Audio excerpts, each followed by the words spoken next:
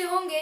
दोस्तों, मैं आज आपको एक ऐसा टॉपिक लेकर आया हूं जो आपको बिल्कुल हैरान कर देने वाला होगा। जी हाँ दोस्तों, ये मेरा आपसे वादा है। बरगफ्तार लर्निंग जो भी वादा करते हैं वो आपको पूरा करके दिखाता है। दोस्तों, ये एक ऐसे मुल्क की कहानी है जो बिल्कुल बंजर जमीन थी। ओपियम एडिक्ट्स 30,000 प्लस थे और इतनी ज्यादा डेंसली पॉपुलेशन थी कि आपके दिमाग से भी आगे थी।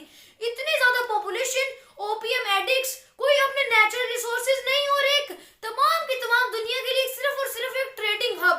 आज के दिन उन 5 एशियन टाइगर्स की लिस्ट के अंदर आता है और वो 5 एशियन टाइगर्स उस वजह से माने जाते हैं क्योंकि वो एशिया के अंदर सबसे ज्यादा डेवलप्ड कंट्री है और इस मुल्क का नाम है सिंगापुर। जी हाँ दोस्तों, सिंगापुर की एक ऐसी कहानी। आप लोग सोच रहे होंगे कि सिंगापुर हमेशा से बहुत अच्छा रहा है, अच्छे अच्छे गार्डन, अच्छी अच्छी ग्रीनरी, अच्छी अच्छी चीजें, क्लीनलीनेस, प्राइम मिनिस्टर, सैलरीज, इतनी ज्यादा अच्छी चीजें शुरू से ही होंगी।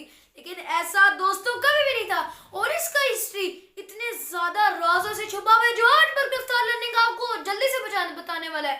तो जल्दी से बताता हूँ कि ये सिंगापुर यहाँ से उठ के यहाँ कैसे चला गया, तो जल्दी से इलैबोरेट कर। दोस्तों, वैसे तो सिंगापुर दिखने में बहुत छोटा सा इलाका है, इतना छोटा आइलैंड है कि अगर हम इसे वर्ल्ड मैप पे भी देखें तो बिल्कुल भी ना, जी दोस्तों, बिल्कुल भी दिखता नहीं है। आप जरा साउथ एशिया के अंदर फौरी तौर पे चले जाए, उधर आपको दिखेगा फिलीपींस, उधर आपको दिखेगा इंडोनेशिया, उधर आपको मलेशिया भी दिख जाएगा, उधर आपको थाईलैंड भी दिख जाएगा।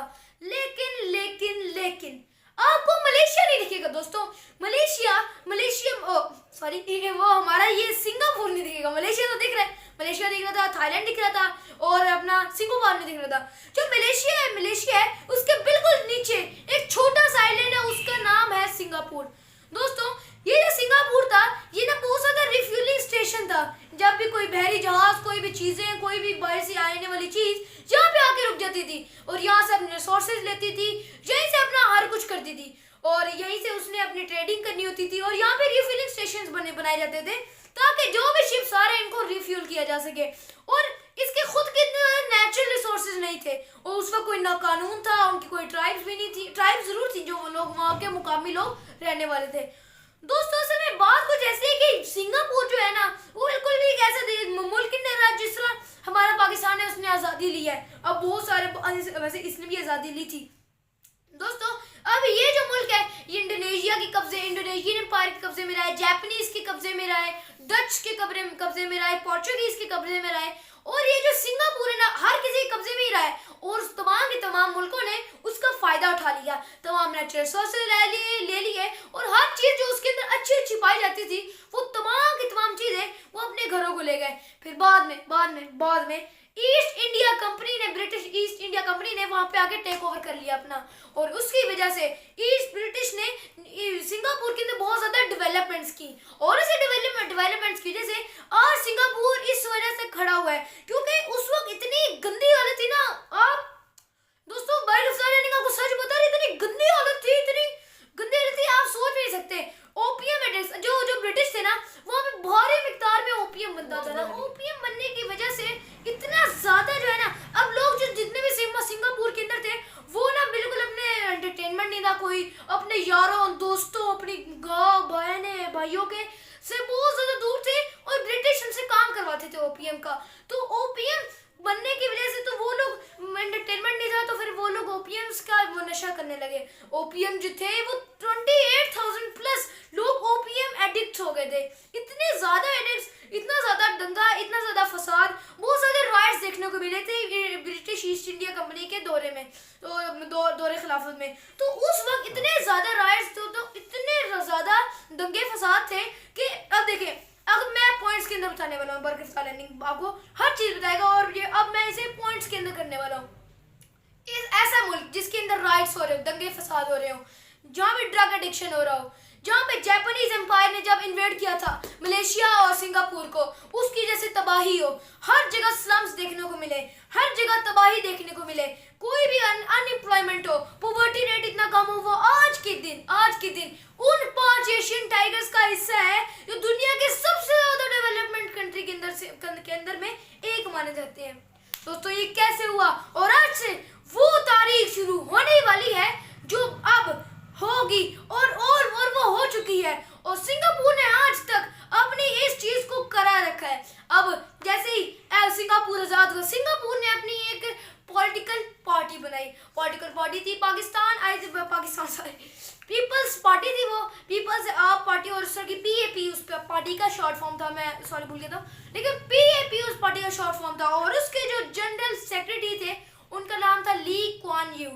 ली क्वान यू इस सिंगापुर की भलाई के सबसे बड़े आदमी रहे हैं। उन्होंने सिंगापुर की भलाई के लिए अपनी पूरी जिंदगी लगा दी, और 4 साल पूरे के पूरे 4 साल लगातार ली क्वान यू ने अपने ये सिंगापुर को डेवलपमेंट करना शुरू किया। सबसे पहले तो ब्रिटिश ईस्ट इंडिया कंपनी के पास जब भी कोई हमला करने आता, सिंगापुर पर हमला करने आता था, तो उनको मुश्किल होती थी, क्योंकि वहां पे सिंगापुर की अपनी फौज नहीं थी। भाई क्या करें, अब सिंगापुर की अपनी फौज भी तो नहीं थी ना। तो फिर ली क्वान यू ने सिंगापुर की अपनी आर्म फोर्सेस बनाई, अपनी सर्विसेज बनाई, और अब सिंगापुर के अंदर 16.5 साल में इसे कोई आर्म फोर्सेस करनी पड़ती है या सर्विसेज करनी पड़ती है अपने मुल्क के लिए, और ये करना मैंडेटरी है। और अब नहीं, लेकिन कुछ ना कुछ साल, आपको 4 साल 3 साल 2 साल 1 साल, लेकिन रहना जरूर है। और फिर आगे चीज होगी कि आपने इसमें जाना है तो आप चले जाएं, और जिससे जाना है उसके लिए तो बेहतर ही है, क्योंकि उसने उसी फील्ड के अंदर जाना है, तो फिर उसी फील्ड के अंदर काम करें। इस तरह की बात मैंने कल वाली वीडियो में की थी दोस्तों। अब उन्हें पहले तो इनकी ये जो है आर्म फोर्सेस का मसला था, ये खत्म हो गया दोस्तों, क्योंकि स्लम्स बहुत ज्यादा देखने को मिल रहे थे, तबाही, दंगा फसाद, ड्रग एडिक्शन बहुत ज्यादा थी। तो ली क्वान यू ने सबसे पहले तो गैस सप्लाईज पहुंचाई, वाटर सप्लाईज पहुंचाई तमाम की तमाम घरों को। और आखिर में बताऊं आपको एक फन फैक्ट, ये जो है ना सिंगापुर लव्स, ये संस्कृत है, एक आई थिंक हिंदी का खिताब है, उसमें से निकला है। एक में ये होता है, इसका मतलब है लाइन और सिटी, यानी लाइन सिटी। ये लाइन सिटी सिंगापुर को कहा जाता है, इस वजह से इसका नाम पड़ गया। बहरहाल इस चीज को छोड़ते हैं, मेन टॉपिक पर आते हैं। इन लोगों ने अपने लोगों को वाटर पहुंचाया, ऑक्सीजन तो मिल ही रही है, और गैस सप्लाईज पहुंचाई। दोस्तों इतना ज्यादा बुरा हाल था कि ओपीएम एडिक्ट्स को रोकना बहुत मुश्किल हो गया, लेकिन फिर भी ली क्वान यू ने इन ओपीएम एडिक्ट्स को किसी न किसी तरह रोक लिया। और आखिर में ली क्वान यू ने ये स्टेप उठाया कि तमाम स्लम्स को रिकवर किया, जल्दी से इंफ्रास्ट्रक्चर, भारी पैसा खर्च किया, इतना पैसा दोस्तों क्या करें, इतना ज्यादा पैसा खर्च कर दिया अपने मुल्क पर, और इस वजह से इतनी बड़ी बिल्डिंग्स बनी, इतनी बड़ी चीजें बनी, जो स्लम्स की वजह से बिल्कुल पेड़ पौधे जो थे ना, पेड़ यानी दरख्त थे, वो तमाम काट दिए गए थे, क्योंकि स्लम्स की वजह से उन लोगों ने तबाही कर दी थी जापानीज एम्पायर ने, क्योंकि वो लोग तो वर्ल्ड वॉर 2 के अंदर जीतना चाहते थे, तो उन लोगों ने वहां पे तबाही करना शुरू कर दी, बहुत ज्यादा लोग मारे भी गए। और वो वाली जो मैंने आपको बताया है, मैंने उसके अंदर मेरे ख्याल से मैंने देखी थी एक वीडियो, उसके अंदर वो बंदा मुझे बता रहा था।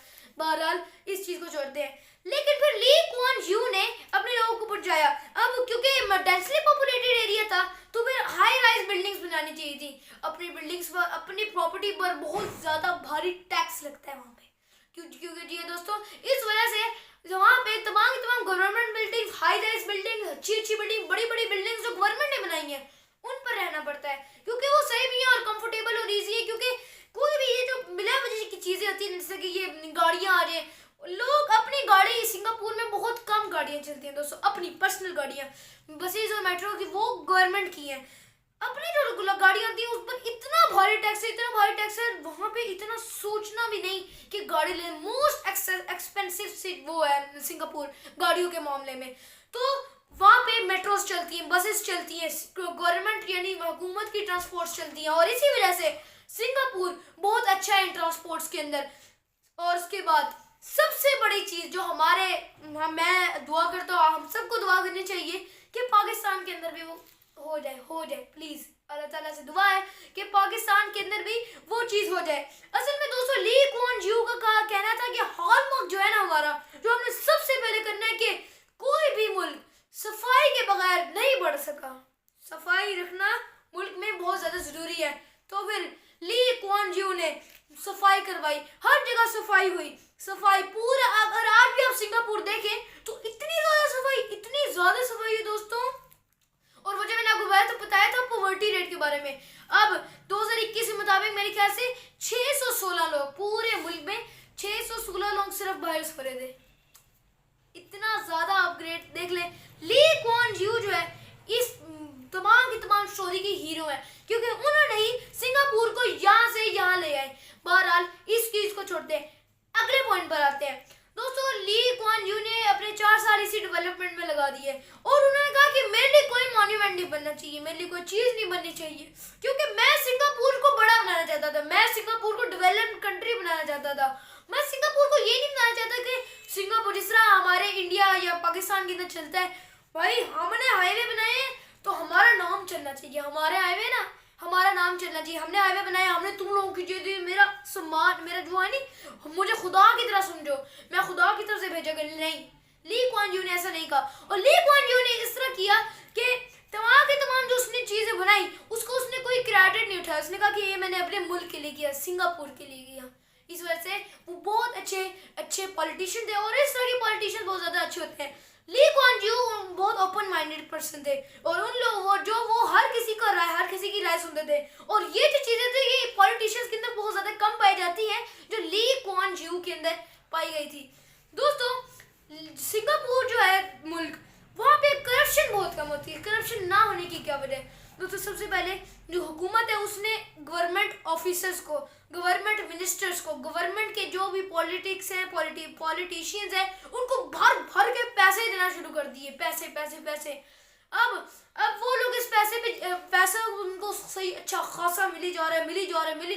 उनको तो इस चीज से कोई फर्क नहीं पड़ने कहेगा करप्शन करने की क्या जरूरत है, पैसा तो आ रहा है ना, हमारे पास पैसा आना चाहिए। करप्शन की वजह से करप्शन इसलिए की जाती है ताकि उन्हें पैसा मिल सके, माल मिल सके।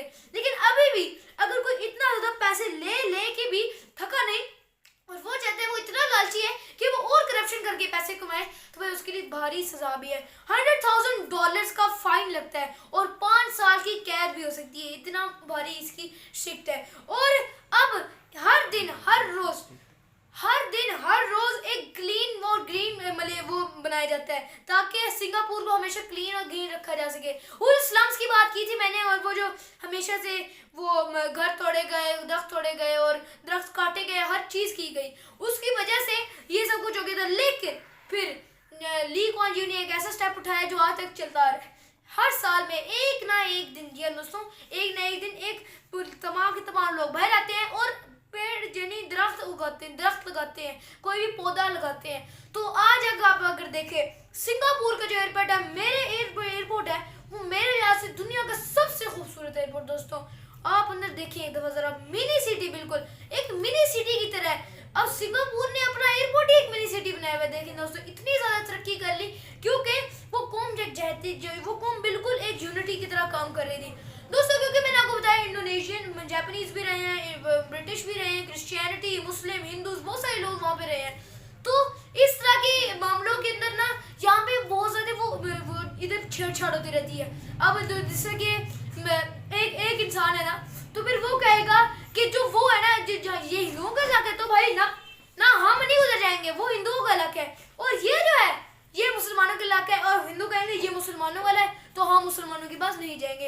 इस वजह से जो है ना सिंगापुर के अंदर एक लाइन सी क्रिएट हो जाती है और हिंदू अलग हो जाते हैं और मुसलमान और कोई भी पार्ट्स होते हैं वो बिल्कुल अलग ही हो जाते हैं। तो इसको खत्म करने के लिए उन्होंने हर बंदे को, हर इक्वल अमाउंट ऑफ जो हर रिलीजन को एक हाई राइज बिल्डिंग के अंदर बनाना शुरू किया। उनका कि लोग घुल मिलकर मिले और एक दूसरे के नेबर बने, एक दूसरे के साथ मिले, और इसी वजह से आज सिंगापुर इतना ज्यादा सक्सेसफुल हो गया। ये थी कहानी सिंगापुर जैसे मुल्क की जो इतने बंजर जमीन से इतनी ज्यादा तरक्की कर गया। आज भी सिंगापुर की अगर हम देखें ना, जो प्राइम मिनिस्टर की इनकम है इतनी ज्यादा है कि जो ब्रिटिश, जो अमेरिकन की, जो बाइडन की, जो पुराने रहे हैं अभी सदर, उसकी इनकम से भी ज्यादा है, उसकी पे से भी ज्यादा है। और व्लादिमीर पुतिन जो रशिया की है, उनकी पे से भी ज्यादा है। इतनी ज्यादा पे दी जाती है ताकि कोई करप्शन ही ना करे, इतनी ज्यादा सैलरी दी जाती है ताकि कोई करप्शन नहीं करे, जो मैंने आपको पिछले सेगमेंट में बताया है।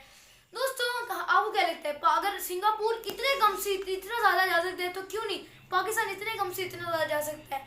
अगर हमारे पॉलिटिशियंस हमें सही राह पर लेके जाए तो हमारा मुल्क इतना ज्यादा तरक्की कर सकते हैं, आप सोच भी नहीं सकते हैं। उनके अंदर तो चलो नेचुरल रिसोर्सेज भी नहीं थे, अल्हम्दुलिल्लाह अल्लाह ताला का शुक्र है, हमारे मुल्क के अंदर बहुत ज्यादा नेचुरल रिसोर्सेज हैं, लेकिन लेबर फोर्स बहुत कम है, लेबर वर्क बहुत कम है, मशीनरी बहुत कम है।